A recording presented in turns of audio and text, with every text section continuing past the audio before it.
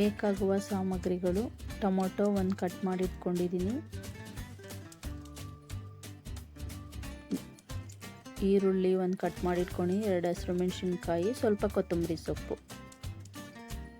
ಒಂದು ಬಾಣಲೆಗೆ 2 ಸ್ಪೂನ್ ಎಣ್ಣೆ ಹಾಕೋತಾ ಇದ್ದೀನಿ.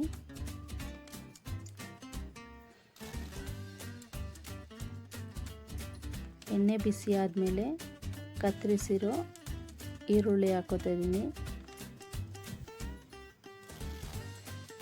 ಈರುಳ್ಳಿನ ಎಣ್ಣೆಯಲ್ಲಿ ಸ್ವಲ್ಪ ಫ್ರೈ ಮಾಡಬೇಕು.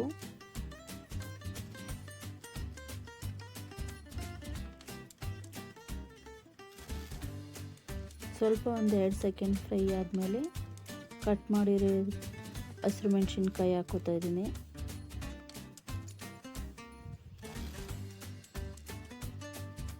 ಈರುಳ್ಳಿನ ಚೆನ್ನಾಗಿ ಫ್ರೈ ಮಾಡಬೇಕು.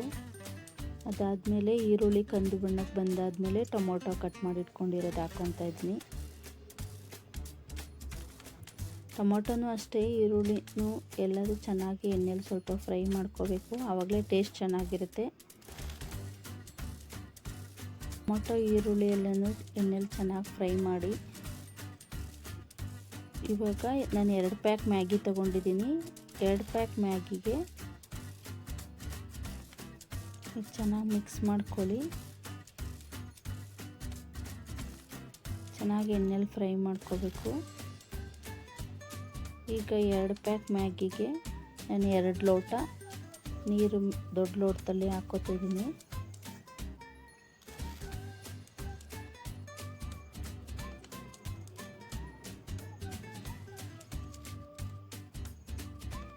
ನೋಡಿ 2 ಲೋಟ ಹಾಕಿದ್ದೀನಿ.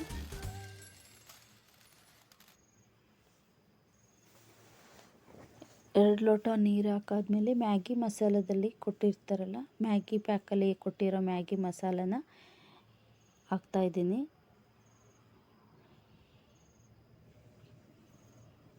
ಅದು 2 ಪ್ಯಾಕನ್ನು ಹಾಕ್ಬಿಟ್ಟು ಚೆನ್ನಾಗಿ ಸ್ವಲ್ಪ ನೀರಲ್ಲಿ ಮಿಕ್ಸ್ ಮಾಡಬೇಕು.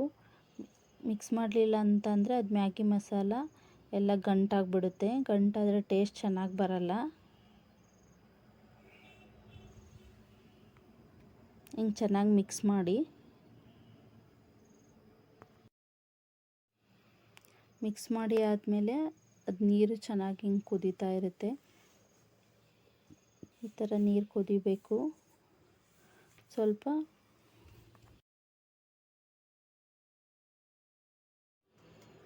ಕೊತ್ತಂಬರಿ